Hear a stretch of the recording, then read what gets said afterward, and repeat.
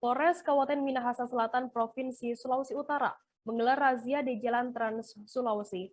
Razia ini dipusatkan di Jalan Trans Sulawesi depan pos tertib berlalu lintas Kelurahan Pondang, Kecamatan Amurang Timur.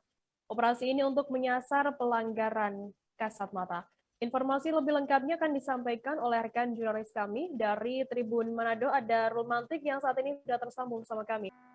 Rekan Romantik, bisa Anda jelaskan operasi yang dilakukan oleh Polres Minsel ini seperti apa jalannya? Ya, terima kasih rekan Firda.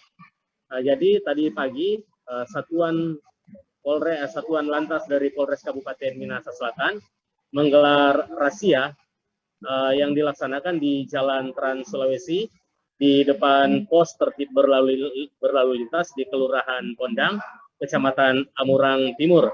Nah, razia ini diberi nama razia untuk menyasar pelanggaran-pelanggaran kasat mata.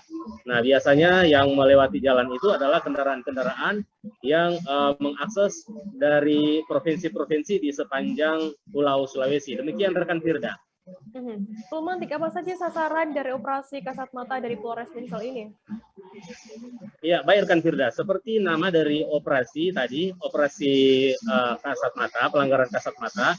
Jadi sasarannya adalah pelanggaran-pelanggaran kasat mata, seperti warga yang tidak memakai helm, kendaraannya tidak dilengkapi dengan lampu-lampu atau dengan kaca spion, maupun pelanggar protokol kesehatan, seperti ada pelanggar-pelanggar yang sudah diamankan oleh pihak kepolisian.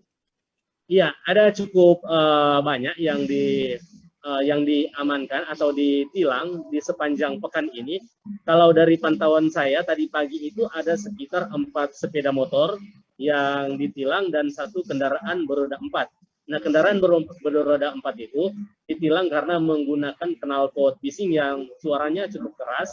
Sementara roda 2 yang ditilang itu ada yang pengendaranya tidak memakai helm dan surat-suratnya tidak lengkap, dan ada juga yang memakai knalpot bising juga tidak memakai atau tidak memasang kaca spion. Demikian rekan Firda. Baik, terima kasih rekan jurnalis dari Tribun Manado Romantik atas laporannya. Selamat bertugas kembali.